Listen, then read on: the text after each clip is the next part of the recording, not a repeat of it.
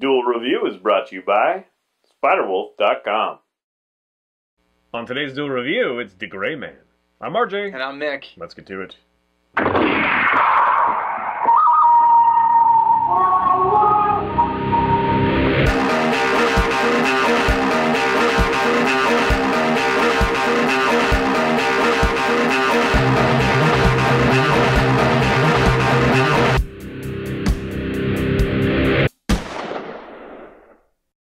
Today is April the 11th, and we're talking about the anime The Gray Man. That's right, and this series actually came out in 2006, and in Japan it's 103 episodes, but we only have a fraction of that here in the States that are dubbed and we can watch.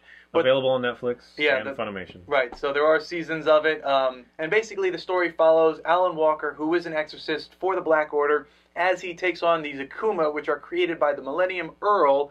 And he does this with this giant demonic hand that he has, you know, that kind of grows in size. And the Gray Man does, yeah. Yeah, the Gray Man, yeah. Fights them. Yeah. They all have the anti-Akuma weapons, you know, each exorcist has one of those. And in order to kill them, or the weapons are created, or I don't know how to say that, but the weapons that kill the Akuma, or the substance that kills the Akuma, are called pieces of innocence, which, you know, needs to be found and used and stuff. But that's kind of incorporated into the weapons and whatnots. God crystal, and then it's shattered, and so there's all these little pieces of innocence, and so the Akumas are trying to find the innocence to destroy it, and then, you know, a lot of the exorcists have gotten innocence, whatever, into their bodies somehow. Right. We follow the one, he is cursed as well. Alan Walker. Which, there's a very interesting part to this about how the Akuma are created. Right. And I'm not sure I want to give everything away. What do you think? I think we kind of have to. Yeah, I think you do. It's basically a choice that a human makes after someone else dies, like a loved one dies, that brings them back and creates an Akuma unwittingly, you know, kind of thing. And so Alan has done that, and the person that he brings back curses him before he's able to, again, dispatch him, kind of thing, with his piece of innocence. He becomes a exorcist at that moment. So yeah, forget all the things that you think you know about exorcism, whatever. This is Japanese take on, you know, they take these keywords and these kind of overall themes and then fit them into the Japanese lore. So they're very different, and I always have fun with that. Like, you know, Evangelion, I think of, like, with the you know, it's the end of times, and there's a bunch of angels and all that stuff. And so that's really interesting to see their take on that, and it's much like that. I'm also reminded of Full Metal Alchemist with this a little bit, because there's kind of this playfulness interjected, and yet you follow kind of the weakest exorcist, although he's really not that weak. Just like you would follow, you know, like Edward, and he's just a boy kind of thing. And he also has an inferiority complex like Edward, you know, Alan has that. And then you run into these moments where humans you know, encounter these Akuma, and they're not really they're not common knowledge, the Akuma and the Millennium Earl, but they do, you know, it does filter down to other populace. I'm thinking of one of the early episodes where the kid, you know, the father's gone on to be a scientist, and the scientist, he's with the Black Order, and you get to speak with him later, you know, you get to know him later, but his son is left not totally sure what's going on. He knows about Akuma, and he gets his best friend. All this stuff happens, blah, blah, blah. Long story short, he has this catharsis, like this moment where he's like, I just thought I was playing around, but now it's serious, and the tone is supposed to be like, oh, you know, like, oh, whatever. And Full Metal Alchemist actually has moments like that, like when the dog is, you know, deconstructed, the chimera kind of thing. And those really get to me. The Gray Man, I can see that they're trying to, but it never does for me. So it's not quite as good as, like, Full Metal Alchemist, but it is a solid enough anime that if you're interested in something new to watch, it has a lot of fun. I don't know how you feel about his innocence, you know, his anti-Akuma weapon. I think it's really ridiculous, and I think a lot of them are. It's this huge arm that literally is like twice as long as he is.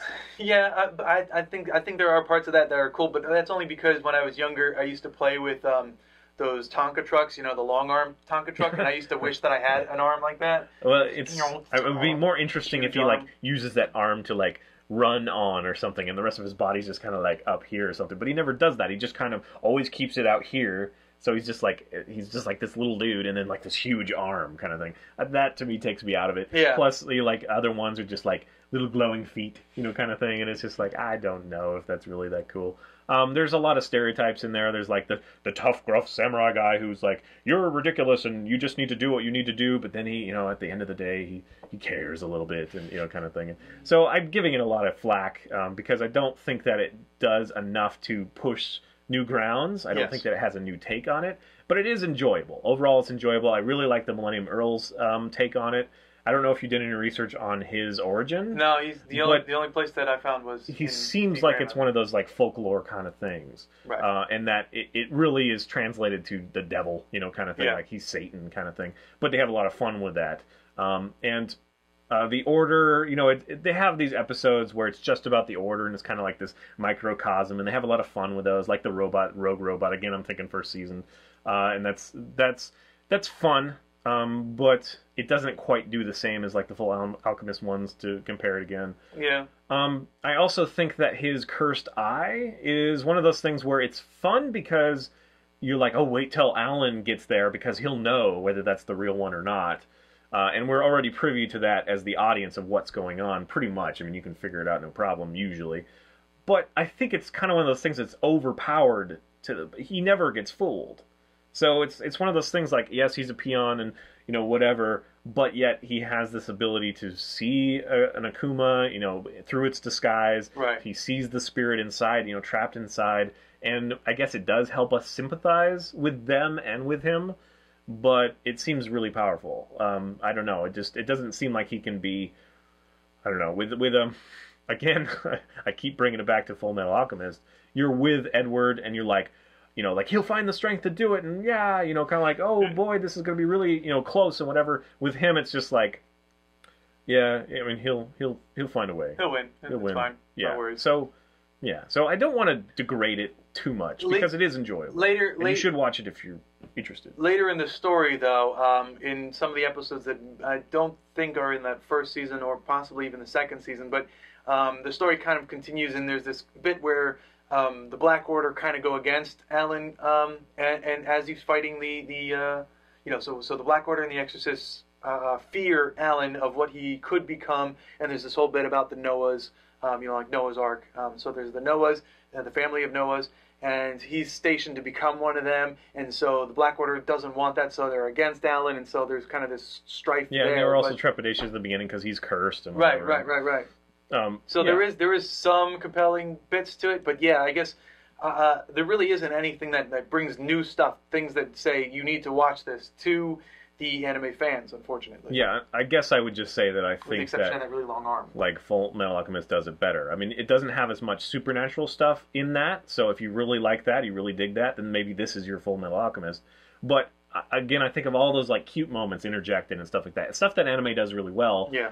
Is also showcased in the same manner here, but it just never pays off for me as much. I mean, there's like one character that's ridiculous. Like I'm thinking of in Full Metal Alchemist, there is the scientist, right, who has the little girl. Oh yeah, I love that stuff, guy. And he's like, oh, he's gushing all the time. Yeah. And so this one we have, the lead scientist in there, and he's all gushing over his sister and his robots that he creates and all that stuff. And so that is like the one foil character that's always ridiculous, pretty much always ridiculous. Right. And so there is a lot of fun to have there. It's just, again, I would prefer watching, the other one because that got to me more for whatever reason. Dude, it was a little bit better. As soon as in Full Metal Alchemist, as soon as you brought up that dog, I was like, oh yeah. Yeah, I couldn't believe they did that, and then they killed off a couple of the main characters, and was like, kind of thing, and like, how we go on, And this one, it's just kind of like, yeah. But again, maybe it has something to do with me seeing Full Metal Alchemist first, possibly. I don't know. Again, I'm sorry, I don't mean to undersell this. If you're interested, it is a decent anime. Yes, and the art style, it's pretty well. Music pretty well is there. I mean, it's one of those.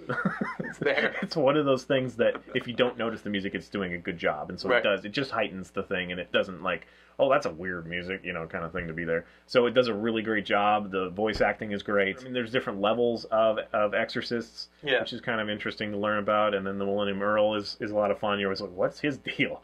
You kind of thing. He's like this big, like almost like a flower with an umbrella and whatever kind of thing. This crazy face, like anyway, so yes, there's a lot of fun. I do like the Akuma thing. How Akumas are made. Yeah, I like that bit is too. awesome. Yeah. So okay. The first episode is a lot different than the rest of it because the first episode is kind of introducing you to this idea of what he is capable of, and then it goes into this story of him trying to find his home and all this stuff. So I would say watch the first couple episodes before you make a judgment. Right. Not that the first episode's bad; it's just a very different thing. So, and you don't get a lot of that humor in there, a little bit. All right, guys, please tell us what you think about The Gray Man. Please subscribe to our YouTube channel and watch our great playlists. Game Live's been a lot of fun. Yes, it has, and please leave comments. We love comments, and you can help support us by buying our wares at spiderwolf.com. That's right. T-shirts, the card game, art print, shirts, stories, and more. See you guys later. Kickstarter soon. Oh, yes. You got that one. Because you were stunted because you forgot to say Kickstarter soon, so while you were saying it, I was like, oh, take a picture. Kickstarter coming soon. It'll be awesome. Will be awesome. Next time on Duel Review, it's the movie Load. Created by Katsuro Hoshino, who is a woman. Of course, with Katsura. I just didn't know. I don't know. You think Katsura is a boy's name. Maybe next week I'll start talking a little bit more about that, so the send-off will change a little bit. Because I'll be like, I'm going to be blogging as my characters. Your head is huge. It is. I can't find your... I don't mean in real life. Well, it's kind of big. I have a big head. It's true. It's true. That's how he fits his ego in there. I have egos. I think it's crazy that they used to think that the brain was just a coolant, like a radiator to your head. It's not.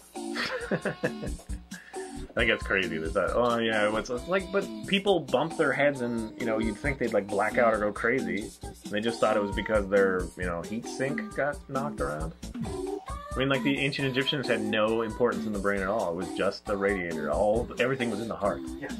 So if you hit your head, your heart hurts. I mean, like you go crazy. You know what I mean? Like head wounds. And you're like, all the time. It's like, don't you think they'd figure that out? Like, yeah, I don't. Or was it always head wound and chest wound at the same time? I don't know. But yeah, I guess I never really thought about that. But, I mean, I guess it is kind of like an extremity. How does this contain your soul? Kind of thing. So they have to put it like in the chest kind of thing. But they didn't, disassociate mind with soul. Well, I think it's funny that when you're afraid for your life, the first thing that you do is cover your chest. You're like, ah.